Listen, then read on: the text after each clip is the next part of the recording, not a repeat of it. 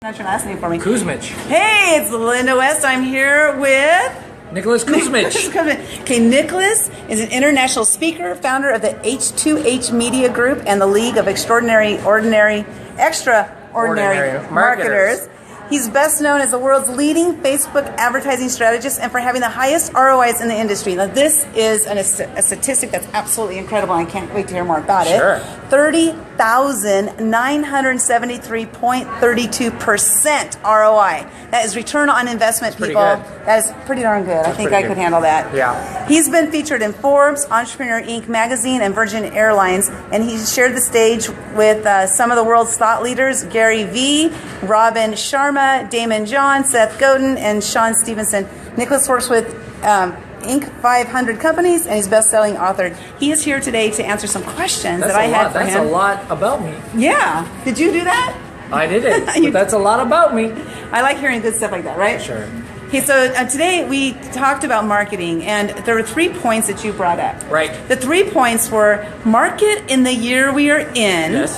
Number 2 was to do not do mass marketing, which so many people do still, right? Yeah.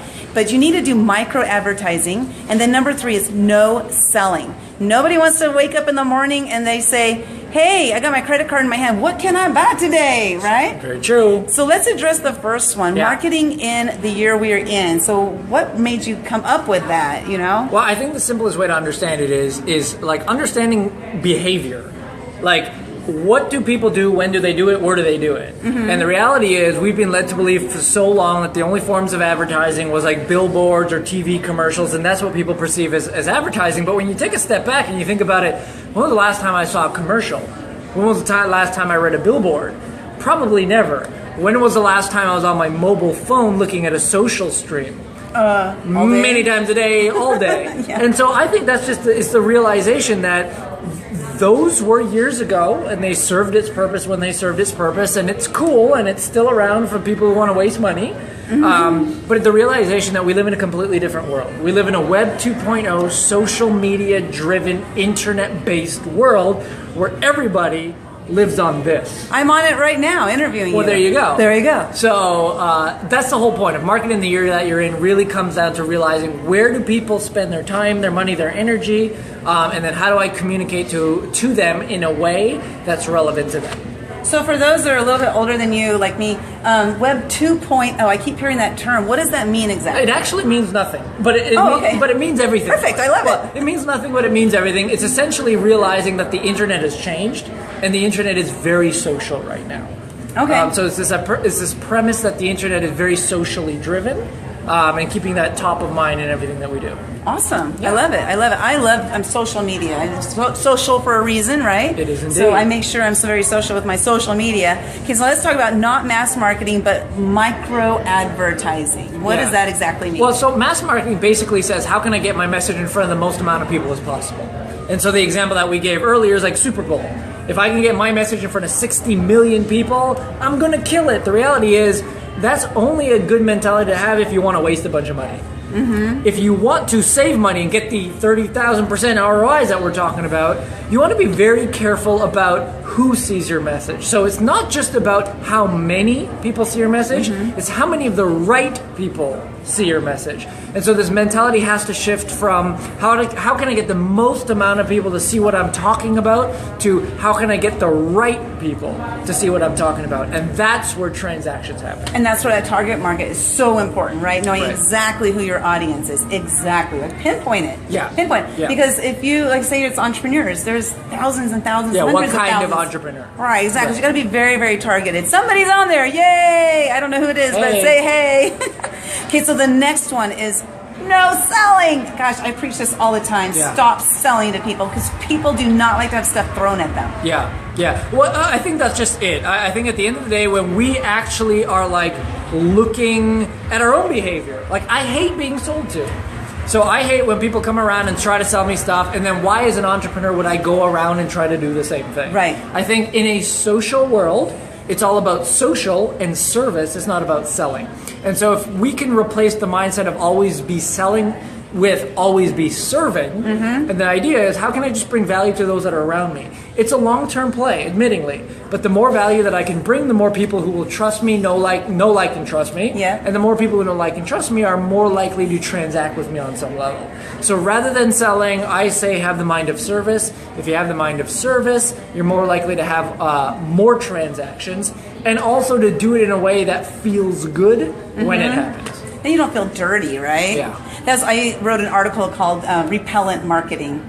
Because that's what it is when you throw business cards at people, you're just repelling people away. Right. So let's see, how can we close this up? What would you want to share with us? Oh, maybe like the test and measure.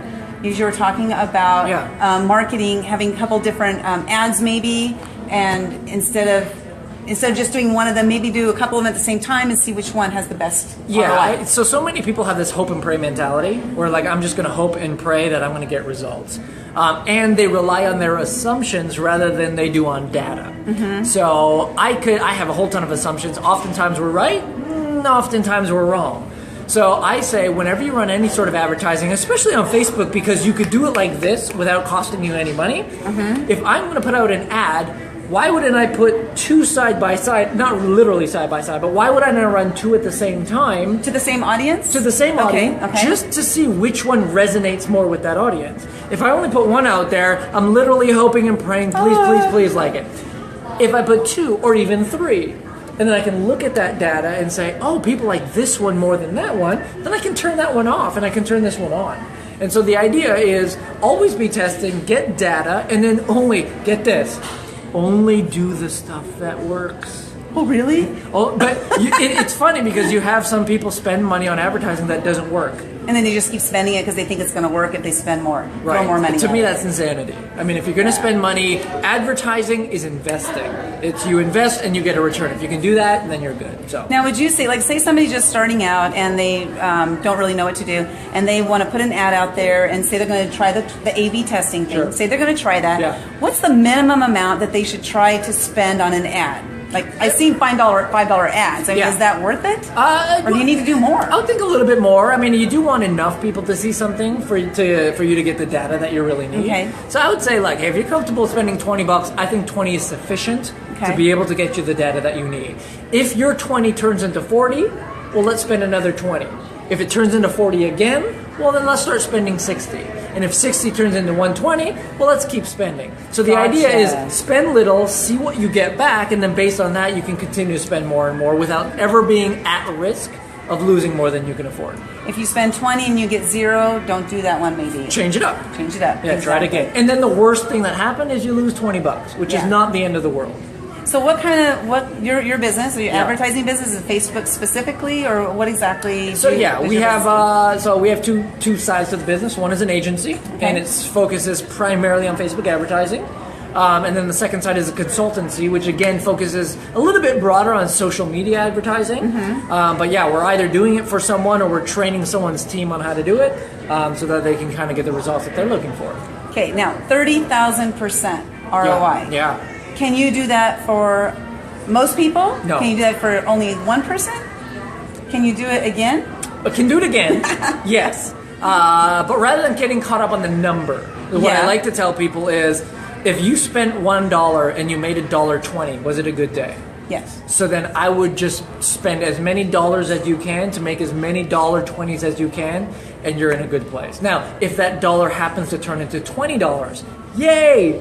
But again, I want people to be in the mindset of dollar in more than $1 out means we're having a successful day. And the more we can capitalize on that and do that over and over and over again, now we're an actual true revenue generating business. And how does somebody work with you? They can't.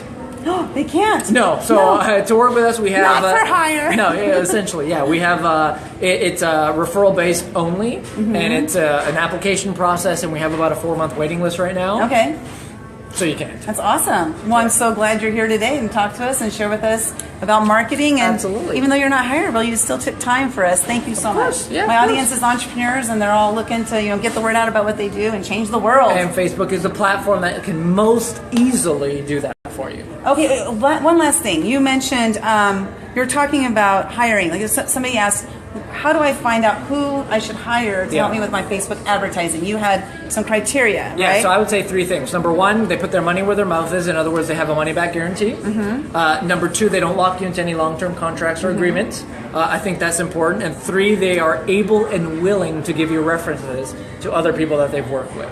If they can meet those 3 criteria, I think you're at very little risk of getting burned in that process. Okay, cool. Yeah. Is there anything you want to add? Go out there, invest in learning how to do what you think is going to move the needle the most for you. So if it's Facebook, make it Facebook. If it's something else, don't do too many things at the same time. Focus, get very specific about what you want to do, and then just never give up. Just keep going after it until you get the results you want. Well, thank you so much, Nicholas. I really appreciate it. And I hope that was Absolutely. great info for you guys. Share it out because this is really great info. Say bye. Bye. That's his second time on Facebook Live ever.